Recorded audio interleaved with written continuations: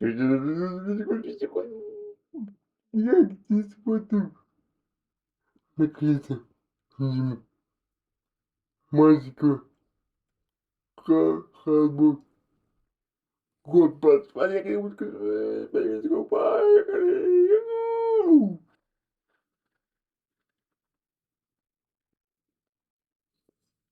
Что ты потом. И погнали, let's go.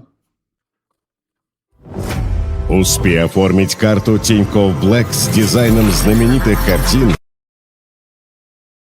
и получи бесплатное обслуживание навсегда. Тинькофф, он такой один. Здравствуйте. Я тут узнал, что у Бестригина появился Бусти. Там он будет делать реакции на аниме. Мы знаем прекрасно, что в Ютубе нельзя смотреть его. И причем недорого, всего 100 рублей на базовую.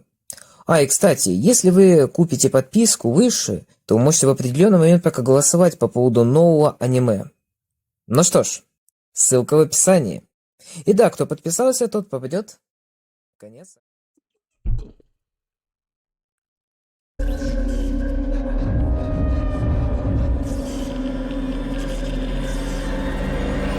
Перед просмотром этого ролика обязательно посмотрите последний Госбастер.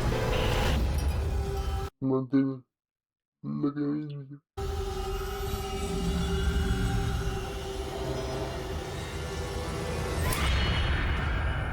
Наш мир пропитан тайной. Люди ищут следы неизвестных цивилизаций. Становятся свидетелями различных странных и удивительных явлений.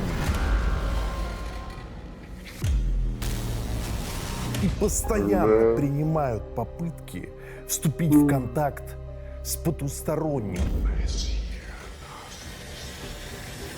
Попутно снимая все это на камеру. Подобные ролики вызывают ужас не только у очевидцев данных событий, но и у миллионов пользователей интернета. Люди боятся того, чего они не могут объяснить. Или они просто не пытаются. Потому что тайна всегда намного интереснее реальности.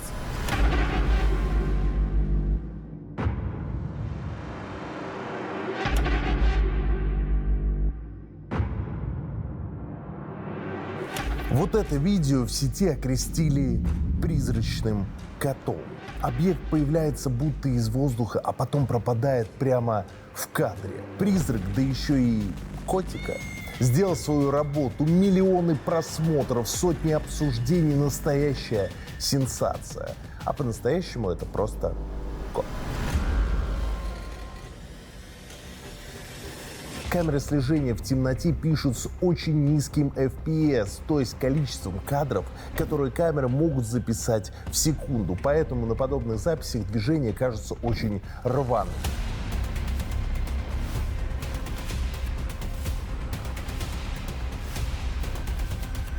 А если движение происходит еще и очень быстро, то камера просто не способна их записать, либо записывает с очень большим смазом. Вот пример подобного видео, но уже с человеком, который в сети сразу же нарекли призрачным.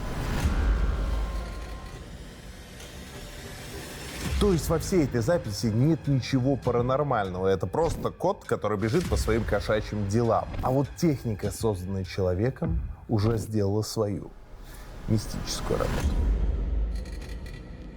На данном примере я хотел показать, как я буду разбирать отдельные сцены вышедшего недавно Госбастера, где я провел 3 ночи в одном из самых паранормальных замков мира. Меня зовут Дмитрий Масленников, и мы начинаем.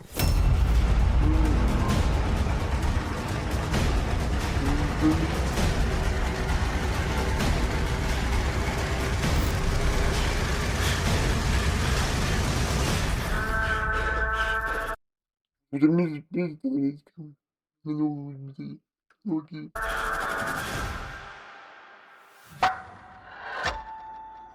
Это были 3 невероятно страшные ночи.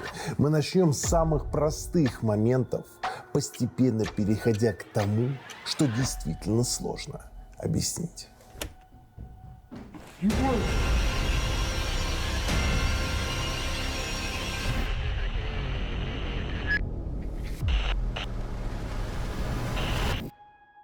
В принципе, мне стало страшно буквально с первых минут нахождения в этом чертовом месте.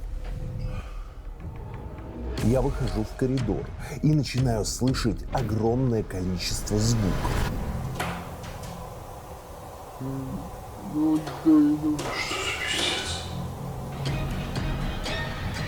Самое жуткое то, что я смотрю вперед, слышу все, но ничего не вижу. Передо мной абсолютно ничего нет, а звук настолько громкий и четкий, что создается полная иллюзия, что прямо передо мной кто-то стоит.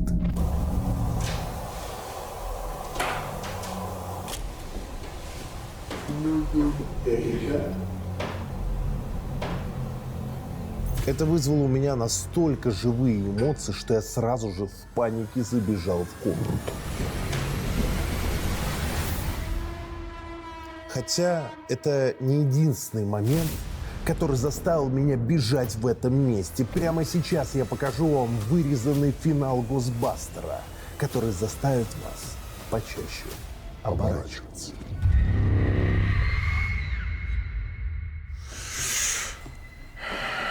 Главная локация.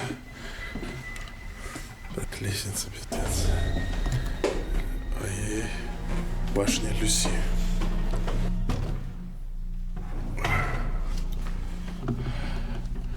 Башня главного призрака этого замка.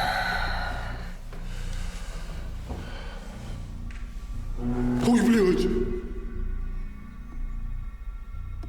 Сучья дверь.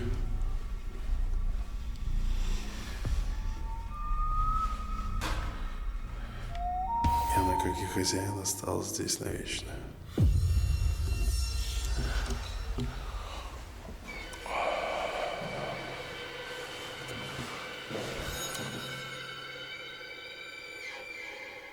Il y a quelqu'un? Depuis une réponse?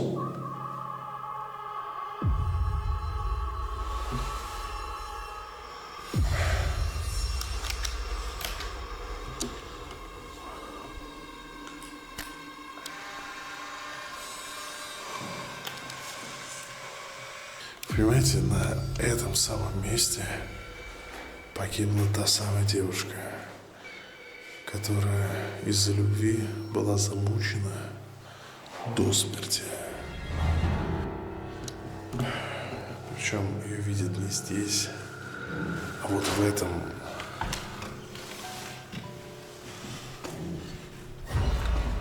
месте. Это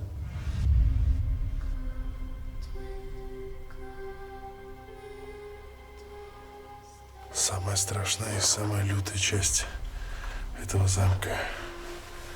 Коридор Люси. Ее здесь видели во время еще старых войн. Солдаты переходили из одной башни в другую и постоянно видели здесь силуэт в белом. Инфернальная какая-то херня. Матерь Божья. Посмотрите, какие здесь пауки, блядь. Какой ужас, блядь. Так, надо камеру поставить здесь. Папу, блядь.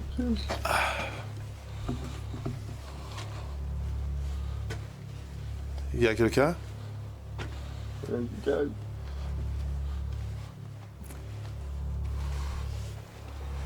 Ух, ебать. Птица, что ли? Блядь, сука, блядь. Блядь, твою мать. Сука, нет, подожди, это же просто смешно.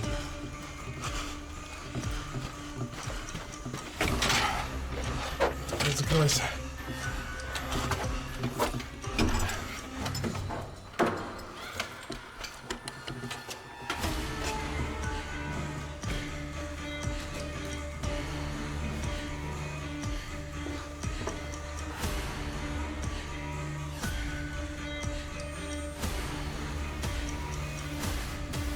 блядь,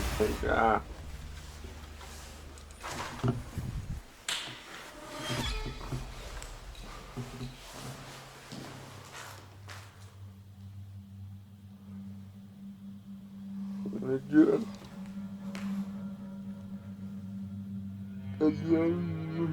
Сука, я официально отсюда нахуй из этой башни не выйду, пока рассвет не настанет. Сейчас уйду на самый верх, чтобы под открытым небом останусь сидеть, потому что в жопу. Что это такое было? Ветер, сквозняк, блядь. Опять? Бля. Самый главный элемент Госбастера. Вот эта штука со мной проездила все 7 лет по всем локациям. И я ее не заменял. Именно в этот момент она ломается. Именно в этот, сука, момент, когда меня что-то испугало в коридоре, она сломалась.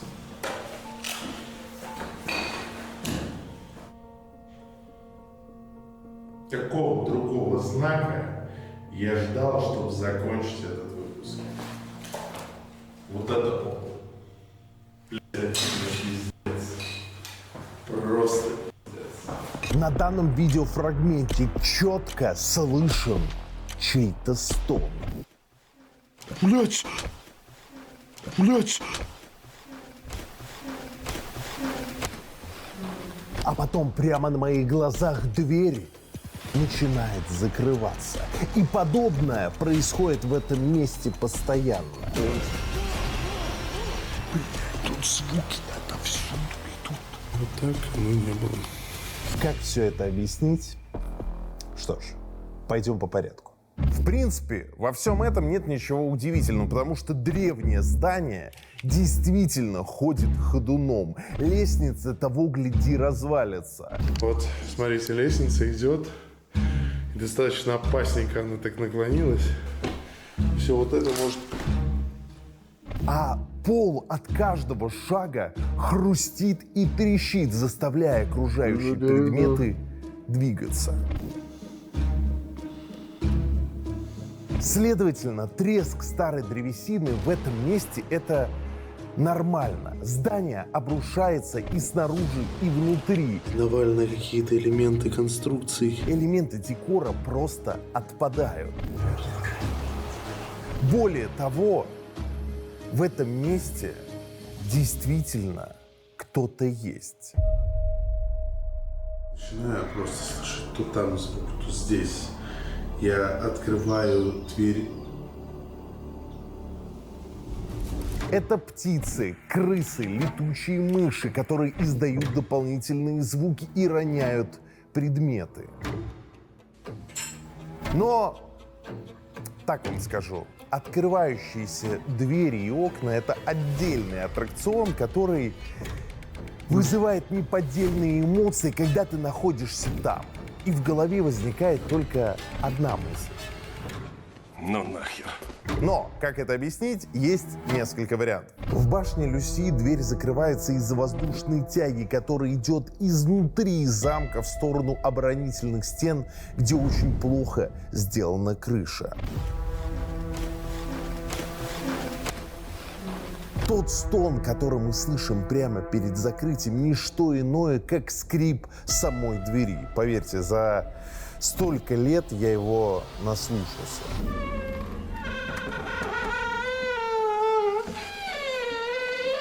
Мне кажется, что подобный эффект присутствует и на том самом архивном видео, которое снял исследователь паранормального в этом замке.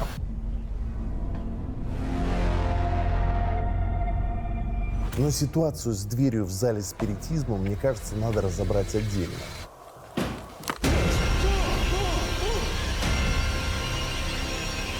И мы вернемся к этому чуть позже.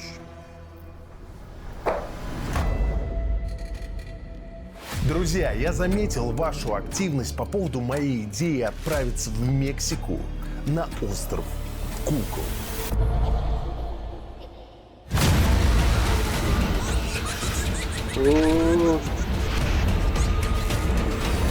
Если вам эта идея зашла, то мы приложим все усилия, чтобы реализовать это на моем канале. В данную минуту мы занимаемся подготовкой этого масштабного путешествия на другую сторону света. В первую очередь мы пытаемся понять, где будет находиться наша база-отель на время пребывания в Мехико. Так как по личному опыту могу сказать, что на бронирование отелей уходит серьезная часть бюджета путешествий. А переплачивать совсем не хочется. Я нашел все на Яндекс Путешествиях. Здесь можно так, а если еще сплю эти штуку на Яндекс Путешествиях.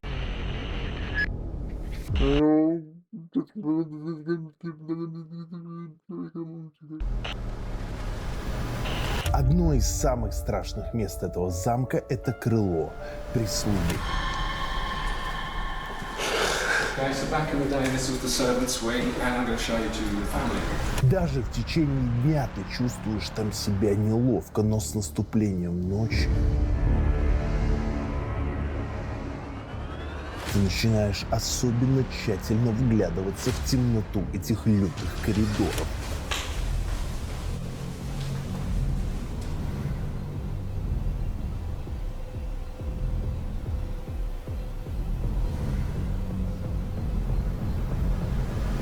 Особенно после слов хозяина, что здесь часто видят призраков. Особенно призрак пса.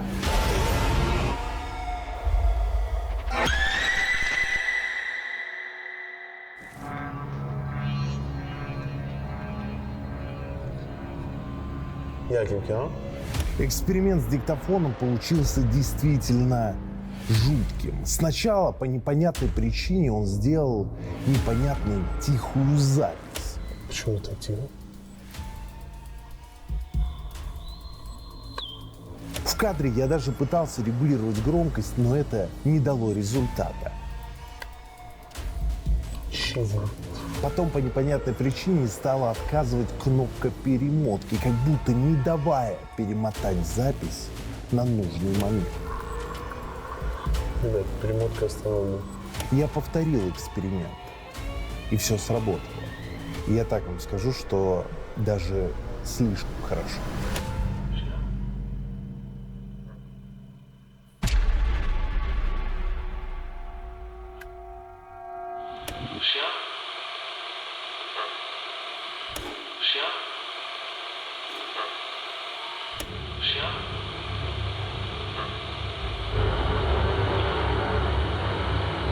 На данной аудиозаписи четко слышен звук, да еще в тот момент, когда я не совершал никакого движения. И представьте уровень совпадения, что в месте, где постоянно видит призрак пса, на записи диктофона слышен лай собаки.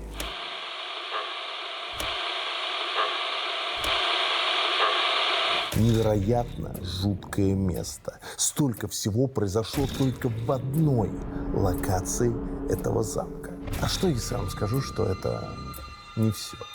Посмотрите вот этот вырезанный фрагмент Госпластера. Сейчас я почищу зубы, пойду гулять по замку. Коля, это, блядь, мой замок.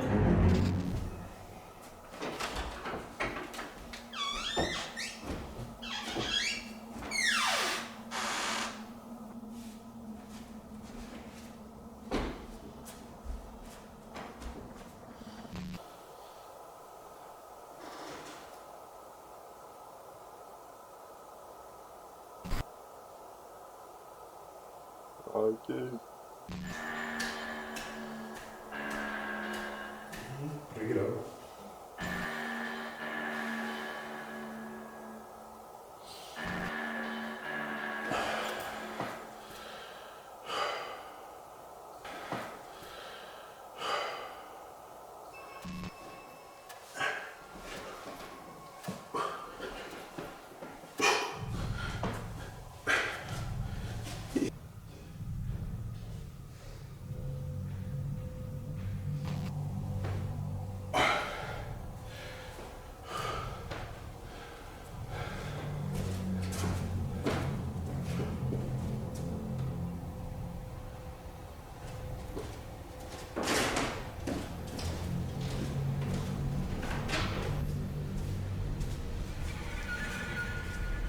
Именно в этой же точке светильник начинает мерцать, и причем это единственный зафиксированный случай на этой камере за все 3 ночи.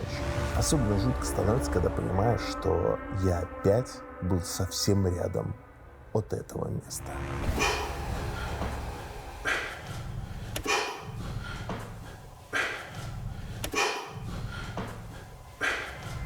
Что ж, давайте разбираться, что же это все-таки было. И начнем мы, пожалуй, с тех самых таинственных следов собаки в бетонном полу.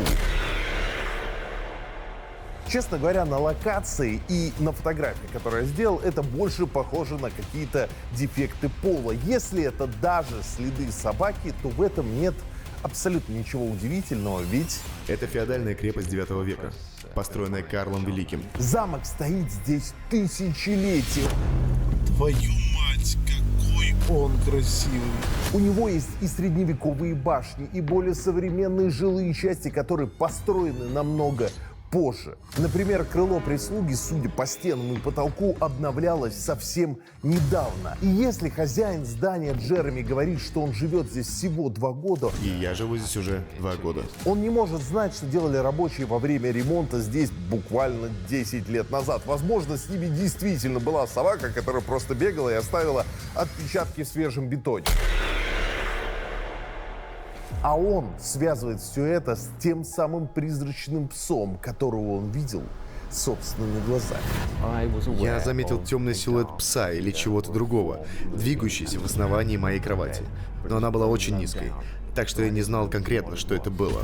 Поэтому я просто высунул руку из-под одеяла, и собака просунула свою голову мне под руку. Я почувствовал, как она двигается, череп, кости и мех. Но напомню вам, что все это происходит в спальне. То есть никто не отменяет эффект сонного паралича, либо сновидения, которое показалось ему максимально реалистичным. Есть собачьи следы на полу, это паранормальное место. Фудум! Получается, что ко мне бежит призрак-пес в тот момент, когда я хочу лицом подушку побить. Ни хера не понял. Почему так тебе?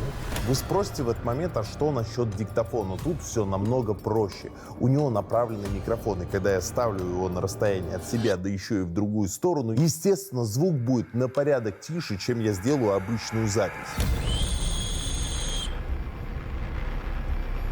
Чё? Алло. Просто во время подобных съемок атмосфера настолько давит, что мозг резко тупеет и связывает подобные явления с чем-то страшным. Ребят, перемотка остановлена.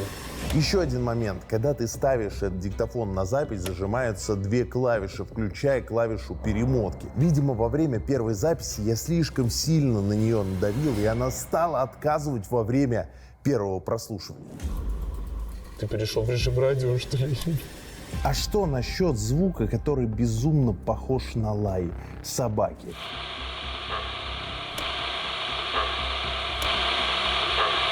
Мне кажется, это классический пример звуковой параидолии, эффекта восприятия, когда мы видим знакомые образы там, где их нет. В данном случае я максимально настроен на то, что я в месте, где видит призрачного пса. Следовательно, мой мозг подсознательно будет подтягивать любые звуки к знакомым образам. Если это пес, то значит это похоже на лай собаки.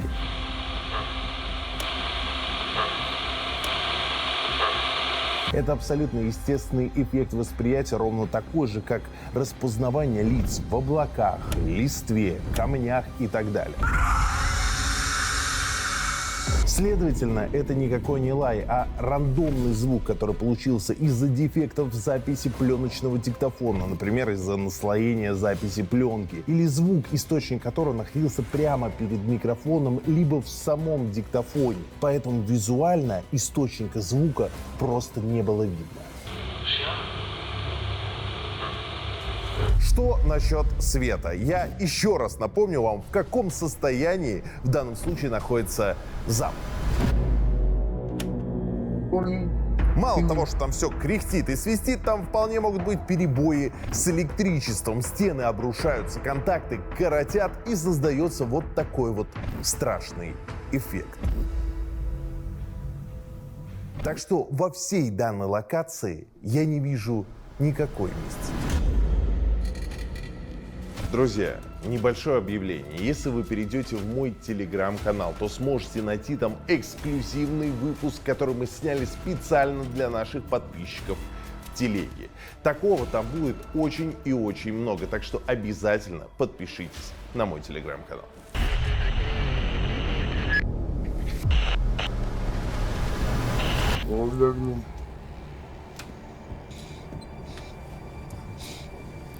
Чем воняет здесь? Комната Азии. Это место, несмотря на его приветливую атмосферу, связывают со смертью. Вы понимали, вот это все осы. Шершни, осы, пчелы. Неприятный запах, огромное количество дохлых насекомых. И именно в этом жутком месте мне попадается некий объект за окном. Не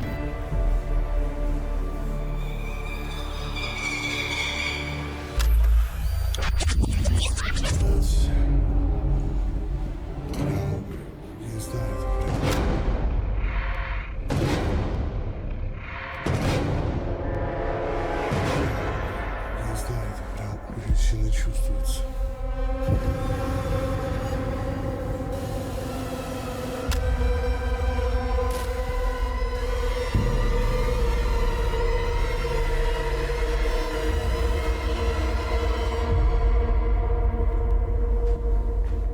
Посмотрите внимательно, при повороте камеры мне попадается некий объект за окном.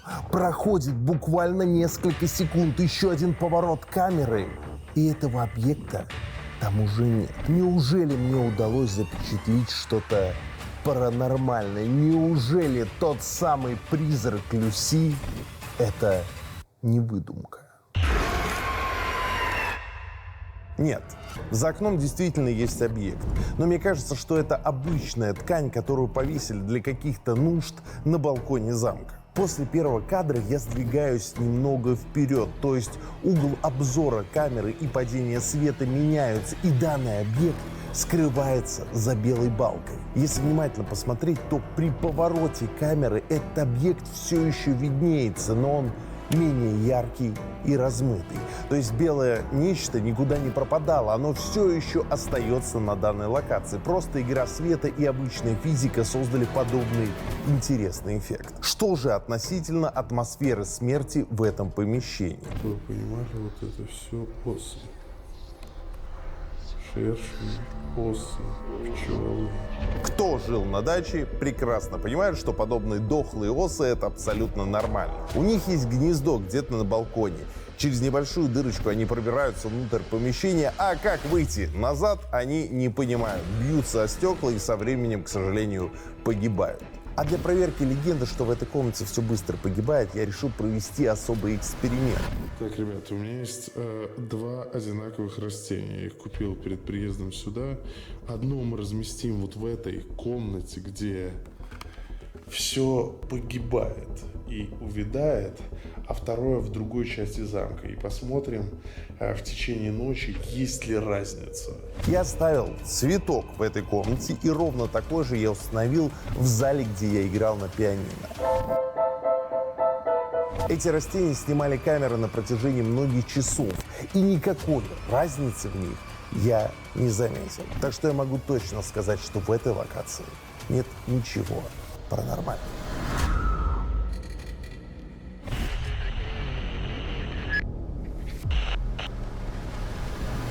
Просто представьте, что вы перемещаетесь по огромному замку с привидениями и постоянно чувствуете это.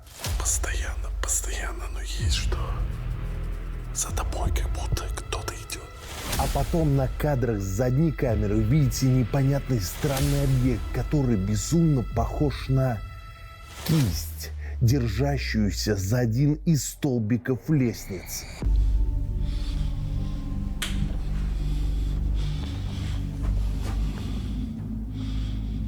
Это очень странно.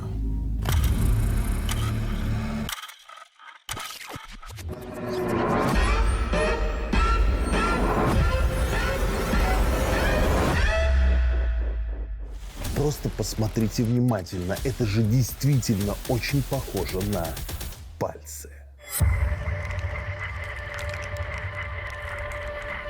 Самое странное в этой ситуации то, что когда я поднимался в течение дня по этой лестнице, ничего подобного на кадрах нет. А вот теперь приготовьтесь. В дополнение я хочу показать вам еще один фрагмент видео. Еще один лютый момент, который обнаружил не я, а вы. Подписчики прислали вот это. Такое чувство, что я не в настоящем замке, а в каком-то кукольном домике. Из-за этого еще страшнее, потому что они бездушные, искусственные. Из-за этого, наверное, вот возникает этот какой-то страх. Искусственные. Из-за этого, наверное, вот возникает этот какой-то страх.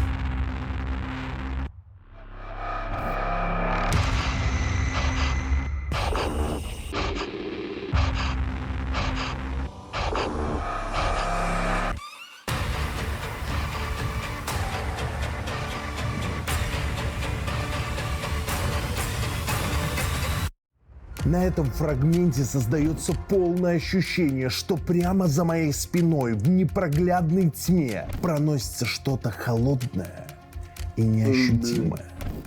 Искусственные. Из-за этого, наверное, Создается ощущение, что мне удалось запечатлеть что-то паранормальное. Но так ли это? Во время съемок «Госбастера» на мне находится огромное количество света. Это лицевой фонарик, фронтальный прожектор и источник света на моем хвосте. Более того, в замке вокруг меня было огромное количество зеркал и различных объектов, отражающих свет. В данном случае подобное отражение как раз могло попасть на витиеватые элементы креплений столбиков лестницы, и под определенным углом создался подобный пугающий эффект.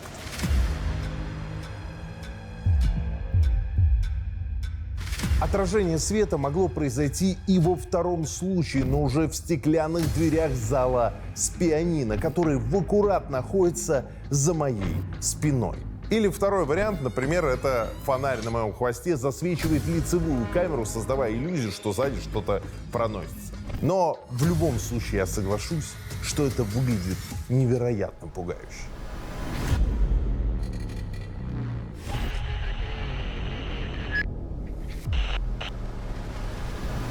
Эксперимент в зале экзорцизма стал одним из главных элементов этого «Госбастера», который реально заставил мурашки бежать по коже.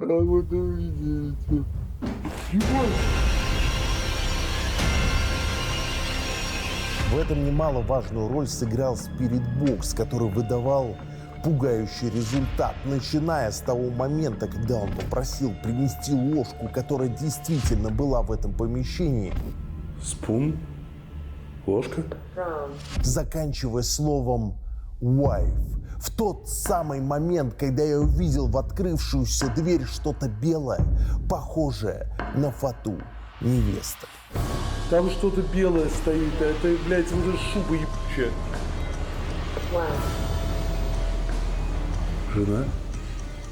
Ну, давайте разберемся, что же это было на самом деле. Во-первых, наш мозг работает всегда очень выборочно. К моменту просмотра этого фрагмента мы все уже знали о истории этого замка, в особенности о призраке Люси, которую замучила жена барона де Лафае. Более того, мы знаем, что в зале спиритизма различные команды по изучению паранормального постоянно получают какой-то результат. Следовательно, мы не получаем информации из слов, которые выдает эта игрушка, а подгоняем слова под атмосферу и легенды этого места.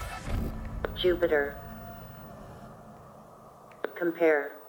Например, многие подписчики стали писать, что прибор не просто так попросил ложку, что якобы серебряные ложки отгоняют злых духов. Спун? Ложка?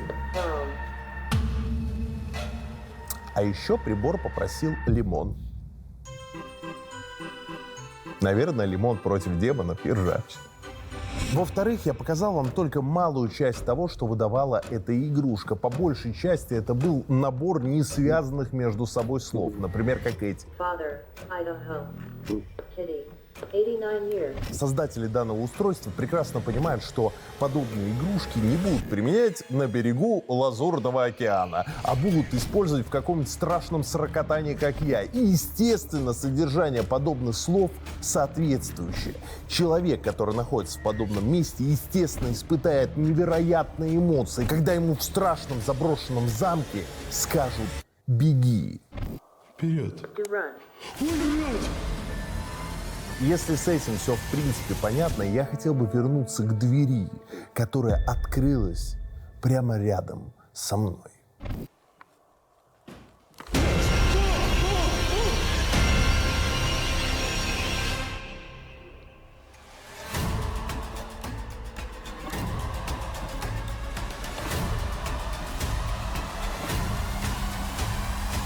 Двери в этом месте безумно тяжелые, и если их плотно не закрыть, они под собственным весом с течением времени берут и открываются. Бонжур, как говорится. Когда я в первый раз подошел к залу спиритизма, она уже была приоткрыта, маняще приглашая зайти внутрь. Когда я подошел к этой двери включить свет, потому что мне было безумно страшно во время обряда спиритизма, из-за неровности пола эта дверь снова открывается, потому что ее плотно, нормально не закрыл. Эффект повторяется в дальнейшем. Я прикрываю дверь, отхожу, и буквально через несколько секунд на ваших глазах она открывается. А я во время съемки этого не заметил и был безумно напуган, когда спиритбокс говорит: «Беги», а я вижу открытую дверь перед собой. Forward. Вперед. To run. Блять! Так что во всей этой ситуации нет абсолютно ничего сверхъестественного. Хотя стоп. Есть еще один момент. Do you need something?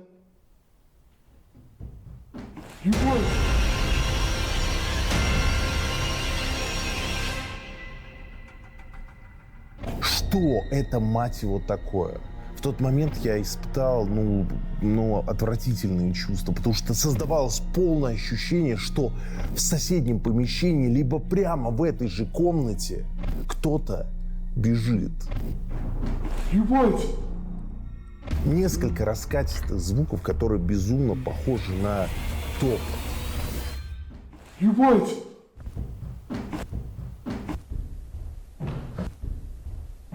Я в тот момент прям, я в ахере сидел, потому что я замер и быстро обмозговывал вообще всю эту ситуацию. Показалось мне или это все-таки реально? Ебать!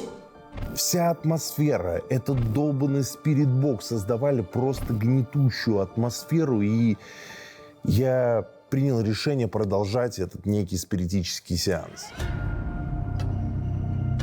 Так поставим больше. Как это все объяснять, я не знаю, потому что на треск древесины, на падение предметов, Блять, сука! на шуршание каких-то животных и так далее, это совершенно не похоже.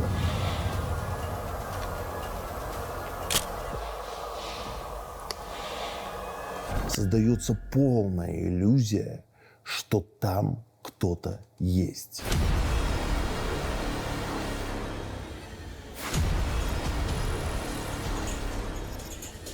Единственный вариант, который мне приходит в голову, до банального прост. Это феодальная крепость 9 века, построенная Карлом Великим. И я живу здесь уже 2 года. Данное место не просто так привлекает внимание. Из-за паранормальной ауры сюда стекаются тысячи людей из разных уголков света. Если бы у меня был огромный замок 9 века, я бы 100% создавал там иллюзии, чтобы люди, которые ищут паранормальное, его находили.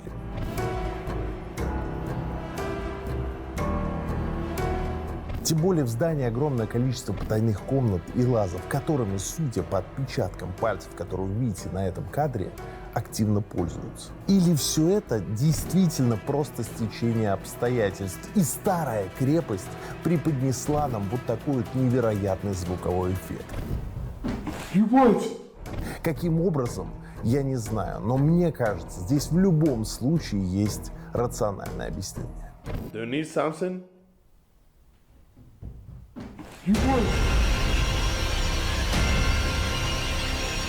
Давайте так, прямо сейчас напишите ваше предположение, что же это было такое в комментариях. В любом случае, я безумно счастлив, что я побывал в этом месте, ведь оно останется вот здесь навсегда. Потому что в абсолютно любой момент времени, судя по состоянию замка, он может исчезнуть. Ведь время, к сожалению, беспощадно. Вот и все на сегодня. Пожалуйста, поставьте лайк под этим видео. Обязательно подпишитесь на этот канал и на мой телеграм-канал. Ссылка будет в описании. С вами был Дмитрий Масленников. И дальше будет еще интереснее.